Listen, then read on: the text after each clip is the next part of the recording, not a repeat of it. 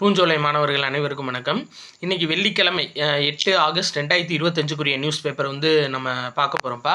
So headline என்ன அப்படின்னு சொல்லி பார்த்தீங்கன்னா, இந்திய நலனில் சமரசம் இல்லை அப்படின்னு சொல்லிட்டு ட்ரம்ப்புக்கு பிரதமர் மோடி வந்து பதில் சொல்லியிருக்காரு.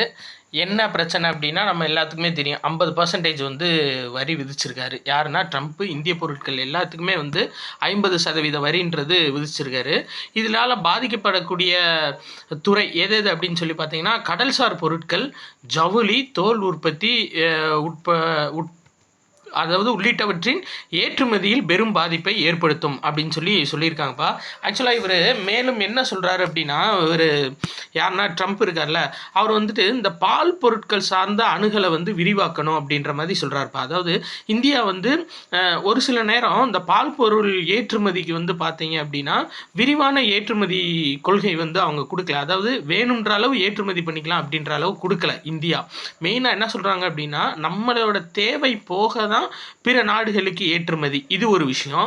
அது போக என்ன சொல்லியிருக்காங்க அப்படின்னா, வேற அதாவது நம்மளே வந்து இப்போ பால் பொருட்களுக்கு வந்து தன்னிறைவாக இருக்கும், இந்தியாவே தன்னிறைவாக இருக்கும். ஆனால் அவங்க என்ன சொல்கிறாங்க அப்படின்னா, அமெரிக்கா வந்துட்டு அவங்களோட பொருட்களோட விரிவான பால் சந்தை வந்து இங்கே கொண்டு வரணும் அப்படின்னு சொல்கிறாங்க. அப்போ வந்து இந்திய விவசாயிகள் வந்து அதிகமாக பாதிக்கப்படுவாங்க. இந்த பால் பொருள் சந்தை வந்து அவங்கது இங்கே நமக்கு வந்துச்சு அப்படின்னா, அதனால் அந்த விரிவான அணுகலை வந்து ஏற்றுக்க மாட்டோம் அப்படின்னு சொல்லி இந்தியா சொல்கிறாங்க. ப்ளஸ் அது போக கேட்கும்போது அதுக்கான இன்ஃபர்மேஷன் என்ன அப்படின்னு சொல்லி பார்த்தீங்க அப்படின்னா, அதாவது 50% வரி விதிப்புக்கான காரணம் வந்து என்ன அப்படின்னா, ஆக்கப்பூர்வ காரணம் எதுவும் கிடையாது. இது வந்து பக்காவான பழிவாங்கல் நடவடிக்கை. அதாவது உக்ரைன் மேலே ரஷ்யா தாக்குதல் நடத்திட்டு இருக்கு. நம்ம ரஷ்யா கிட்டேருந்து கச்சா எண்ணெயை வாங்கிட்டு இருக்கோம். அந்த ரஷ்யா ஏற்றுமதி செய்யக்கூடிய கச்சா எண்ணெயை வச்சு தான் அவங்க வந்து போர் தளவாடங்கள்லாம் வாங்குறாங்க, ரஷ்யா உக்ரைனுக்கு எதிர்த்து. அதை நிப்பாட்டணுன்ற கண்டி விதித்த வரி தான். இதனால ஒரு ஆக்கப்பூர்வ நடவடிக்கையும் கிடையாது. ஆனால் இந்தியா வந்து ஒத்துக்க மாட்டோம் அப்படின்னு சொல்லிட்டாங்க. அதாவது இந்த மெயினாக இந்த பால் பொருட்கள் சந்தையில் விரிவான அணுகலை வந்து இந்தியா ஒத்துக்காது. இந்திய விவசாயிகள் சார்ந்து எந்த பாதிப்பு வந்தாலும் அதை வந்து இந்தியா ஏற்றுக்காது அப்படின்னு சொல்லியிருக்காங்கப்பா. சரியா? சரி, ரைட், ஓகே. இதில் நியூஸ்ன்றது அவ்வளோதான். மெயினாக நீங்கள் பாதிக்கப்படக்கூடிய துறை அப்படின்னா இந்த தான், கடல்சார் பொருட்கள், ஜவுளி, தோல் ஏற்றுமதி பொருட்கள், இதுதான் வந்துட்டு மெயினாக பாதிக்கப்படக்கூடியது. அடுத்தது பாருங்கள், மாநில கல்விக் கொள்கையை முதல்வர் இன்று வெளியிடுகிறார் அப்படின்னு சொல்லி கொடுத்துருக்காங்கப்பா. தமிழகத்துக்கு வந்து அதாவது 2022 வந்து தேசிய கல்விக் கொள்கை கொண்டு வந்தாங்க. அந்த தேசிய கல்விக் கொள்கைக்கு மாற்றாக தமிழ்நாட்டுக்குன்னு ஒரு கல்விக் கொள்கை வேணும் அப்படின்றதுக்காக, இதற்கு மாற்றாக நீதிபதி முருகேசன் அவரோட தலைமையில் 14 பேர் கொண்ட குழு 2022 ஆண்டு வந்து அமைக்கப்பட்டுச்சு. எதுக்காக அப்படின்னா, மாநிலத்துக்குன்னு ஒரு தனி கல்விக் கொள்கை வேணும் அப்படின்றதுக்காக அந்த நீதிபதி முருகேசன் தலைமையிலான குழு அவங்களோட அறிக்கையை எப்போ வெளியிட்டாங்க அப்படின்னா 2024 ஜூலை 1 வந்து வெளியிட்டிருக்காங்கப்பா. சரியா? அதை பேஸ் பண்ணி கல்விக் கொள்கையை வெளியிடுறாங்க. ஆக்சுவலாக இன்றைக்கி இதை பார்த்துட்ருப்பீங்க. இந்த நியூஸுக்கு வந்து இந்த +1க்கான அதாவது +1க்கான பப்ளிக் எக்ஸாம் வந்து கேன்சல் பண்ணியிருக்காங்க. சரி, அது நாளைக்கு நியூஸ் பேப்பரில் வரும்போது நம்ம அதை விரிவாக பார்த்துக்கலாம்ப்பா. சரி, ரைட், ஓகே. அடுத்தது பார்க்கலாம்.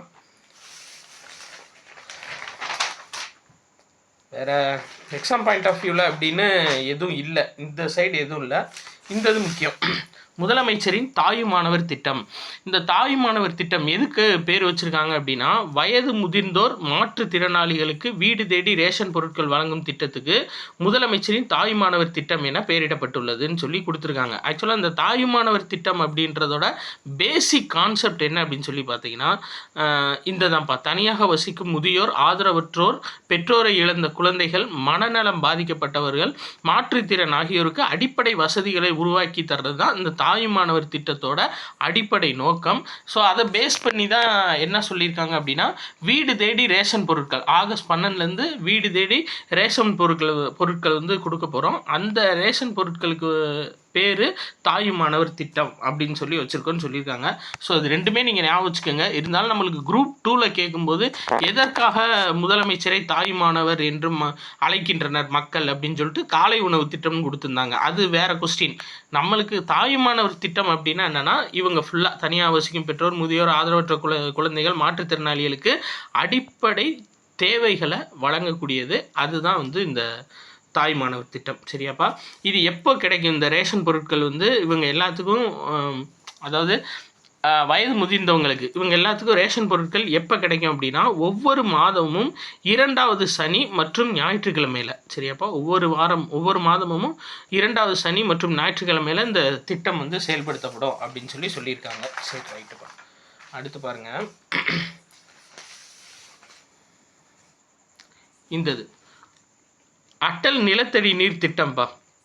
என்ன அப்படின்னா 1/4/2020 6 ஆண்டுகளுக்கு இந்த திட்டம் வந்து செயல்படுத்தப்படுது. எங்கன்னா அதாவது 6 ஆண்டுகளுக்கு குஜராத், ஹரியானா, கர்நாடகம், மத்திய பிரதேஷ், மகாராஷ்டிரம், ராஜஸ்தான், உத்தரப்பிரதேஷ் உள்ளிட்ட 7 மாநிலங்களில் 80 மாவட்டங்களில், இதான் முக்கியம். சரியாப்பா, இந்த அட்டல் நிலத்தடி நீர் திட்டம்னா என்ன அப்படின்னா நிலத்தடி நீரை மேம்படுத்துறதுக்காக கொண்டு வரப்பட்ட திட்டம். 2020 6 ஆண்டுகளுக்கு செயல்படுத்தப்படுது. 7 மாநிலங்கள் 80 மாவட்டங்களில் செயல்படுத்தப்படுது. மொத்தம் இதில் ஒருங்கிணைக்கக்கூடிய கிராமங்கள் எத்தனைனா 8203 கிராமங்கள். அந்த 7 மாநிலங்கள் குஜராத், ஹரியானா, கர்நாடகம், மத்திய பிரதேசம், மகாராஷ்டிரா, ராஜஸ்தான், உத்தரப்பிரதேசம். இதுதான்ப்பா அந்த 7 மாநிலங்கள். சரியா, இதில் தான் செயல்படுத்தப்படுது. இதில் தமிழ்நாடு கிடையாது. சரியா, அதையும் ஞாபகம் வச்சுக்கோங்க. அதே மாதிரி வேற மெட்ரோ தலைமை அலுவலகத்தில் ஊபர் செயலி மூலியமாக சென்னை மெட்ரோ ட்ரெயினுக்கு இன்னி டிக்கெட் வாங்கிக்கலாமாப்பா, பயண சீட்டு வாங்கிக்கலாமா. சரியா, அதனால் ஞாபகம் வச்சுக்கோங்க. இன்னி மெட்ரோ ரயிலுக்கு எந்த செயலி மூலியமாக டிக்கெட் வாங்கிக்கலாம் அப்படின்னா ஊபர் செயலி மூலியமாக டிக்கெட் வாங்கிக்கலாம். அதே மாதிரி இது ரொம்ப முக்கியமான நியூஸ் என்னென்னா பாரதத்தின் பொக்கிஷம் MS சுவாமிநாதன் அப்படின்னு சொல்லிட்டு பிரதமர் மோடி புகழாரம் சுட்டியிருக்காரு. எதுக்காகனா அதாவது பசுமை புரட்சியின் தந்தையர் போற்றப்படும் தமிழகத்தைச் சேர்ந்த வேளாண் விஞ்ஞானி MS சுவாமிநாதன் அவரோட நூற்றாண்டு நினைவு சர்வதேச கருத்தரங்கம் எங்கே நடந்திருக்குன்னா டெல்லியில் வியாழக்கிழமை நடந்திருக்குப்பா. இது ரொம்ப முக்கியம். சரியா, MS சுவாமிநாதன் நூற்றாண்டு நினைவு சர்வதேச கருத்தரங்கம் நடைபெற்ற இடம் எது அப்படின்னா டெல்லி. ஸோ இதில் வந்து விருது கொடுத்துருக்காங்கப்பா. யார் அப்படின்னா MA டான்லே அப்படின்றவர் விருது வாங்கியிருக்காரு. ஒரு நிமிஷங்க. MA டான்லே அப்படின்றவர் முதலாவது MS சுவாமிநாதன் உணவு அமைதி விருது வாங்கியிருக்காரு. சரியாப்பா, இவர் எந்த நாட்டை சேர்ந்தவர்னா நைஜீரியா நாட்டை சேர்ந்தவர். உணவு பாதுகாப்பில் சிறந்த பங்களிப்பு செஞ்சுருக்காரு. யாருன்னா ஏ அடன்லே. சரியாப்பா, அடன்லேப்பா. அதாவது நைஜீரிய வேளாண் ஆராய்ச்சியாளர் பேராசிரியர் அடன்லே அவருக்கு வந்து இந்தியாவோட முதல் MS சுவாமிநாதன் உணவு அமைதி விருது வழங்கி கௌரவிக்கப்பட்டுள்ளது. சரியாப்பா, எந்த நாட்டை சேர்ந்தவர்னா நைஜீரியா நாட்டை சேர்ந்தவர். ஞாபகம். சரி, அடுத்து இந்தது முக்கியமானது என்னென்னா சர்வதேச ஈட்டி எறிதல் போட்டிப்பா. போலாந்தில் வந்து 8வது சர்வதேச வீஸ்லோ மேனியக் நினைவு தடகள போட்டி. இது நம்மளுக்கு தேவையில்லை. அன்னூர் ராணி இருக்காங்க பார்த்தீங்களா, அவங்க வந்து கோல்டு வாங்கியிருக்காங்க. சரியா, அப்போ கேட்பாங்கப்பா அன்னூர் ராணி எந்த விளையாட்டுடன் தொடர்புடையவங்கன்னு கேட்டாங்கன்னா ஈட்டி எறிதல் ரொம்ப ரொம்ப முக்கியம்ப்பா. சரியா, சர்வதேச ஈட்டி எறிதலில் அன்னூர் ராணி தங்கம் வாங்கியிருக்காங்க. அன்னூர் ராணி எந்த விளையாட்டு பிரிவை சேர்ந்தவங்கன்னா ஈட்டி எறிதல். சரியா, இது கட்டாயம் கேட்பாங்கப்பா, பார்த்து வச்சுக்கோங்க. சரி, ரைட், ஓகே. வேறு எதுவும் நியூஸ் இல்லைப்பா இன்னைக்கு எக்ஸாம் பாயிண்ட் ஆஃப் வியூவில். அதுதான். ஸோ நம்ம அதாவது இப்போ போலீஸ்க்காக அறிவாயுதம் சொல்லிட்டு புதுசாக ஒரு டெஸ்ட் பேட்ச் வந்து ஸ்டார்ட் பண்ண போகிறோம்ப்பா. இது வந்து 22ஆம் தேதியிலேருந்து இந்த அறிவாயுதம் டெஸ்ட் பேட்ச்சு உங்களுக்காக ஸ்டார்ட் ஆகுது. 20+ டெஸ்ட் இருக்கும். சரியா, கால்ஃபார் ஆக போகுது. உங்களுக்கு 20+னா இப்போ நம்ம 25 டெஸ்ட்டுக்கான ஒரு ஷெட்யூல் வந்து போட போகிறோம். கால்ஃபார் ஒரு வேளை கொஞ்சம் தள்ளி போச்சுன்னா அந்த கால்ஃபார் வரையுமே நம்ம டெஸ்ட் வைக்கலாம். சரிங்களா, அது ஒன்றும் நம்மளுக்கு பிரச்சனை கிடையாது. அதுக்கான அறிவிப்பு வந்து ஞாயிற்றுக்கிழமை சாயந்தரம் வந்து கொடுத்துருவோம்ப்பா போலீஸ்க்கு அறிவாயுதம் டெஸ்ட் பேட்சுக்கு. ஸோ விருப்பப்படுறவங்க நீங்கள் ஜாயின் பண்ணிக்கலாம். நான் அதுக்கான டீட்டெயில்ஸ் வந்து ஞாயிற்றுக்கிழமை கொடுத்துட்றேன்ப்பா. நன்றி.